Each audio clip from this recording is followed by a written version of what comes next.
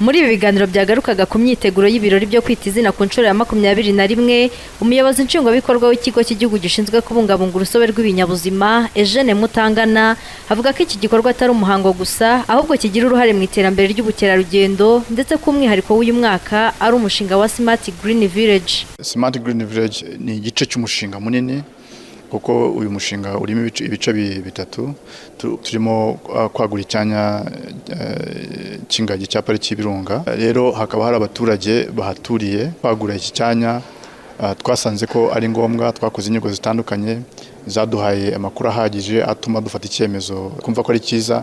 Ntashidikanywaho ko aba baturage aho bazimuka bazatuzwa bugufiya muri za Smart Green Villages.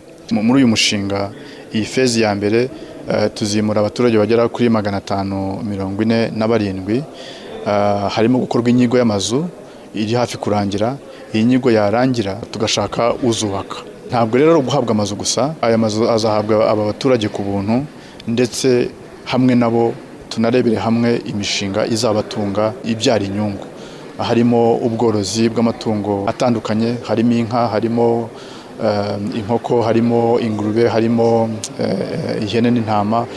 Icyo bazajya bahitamo nicyo bazajya bakora. Amazu niyuzura aba baturage bazayimukiramo kandi bazimuka aho bari uyu munsi hagiye kwimurirwa icyanya ari uko ya mazu yuzuye, ari uko ya mishinga irimo gukora. Guverineri w'Intara y'Amajyaruguru Mugabo wa Gahunde Maurice avuga ko kwita izina ari igihamya cyo guteza imbere ubukerarugendo no kuzamura imibereho y'abaturage ndetse ko kuri ubu abaturage nabo basobanukiwe uruhare rwabo mu kubungabunga pariki y'Ibirunga.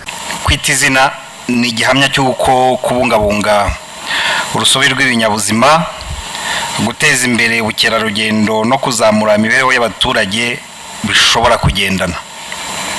Intara yacu y'Amajyaruguru wenda mpagarariye twe twiyemeje kuzakomeza kuba umufatanyabikorwa w'ingenzi muri urugendo rw'iterambere rirambye.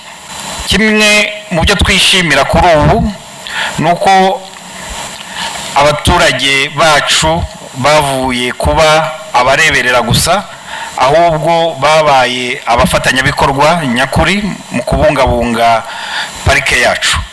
Uyu munsi abaturage benshi babona ko kubungabunga parike ari ukurengera inyungu zabo ndetse n'iz'abana babo, bityo bigatuma bagira uruhare rwa mbere mu kubungabunga parike yacu y'Ibirunga. Mu bindi ariko abaturage b'intara yacu bashyigikiye kandi bishimiye harimo na gahunda yo kwagura parike y'Ibirunga. Twizera ko iyi mirimo bizatuma turushaho guteza imbere ubukerarugendo, kongera inyungu ziva muri urwo rwego no kurushaho kumenyekanisha igihugu cyacu.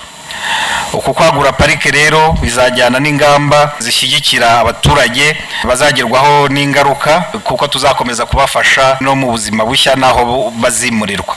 Kuva mu mwaka wa 2005 gahunda yo kwita izina itangiye, abana b'ingagi 438 nibo bamaze guhabwa amazina, mu gihe uyu mwaka abana b'ingagi bazahabwa amazina ari 22. Iratubona Grace, Isango Star.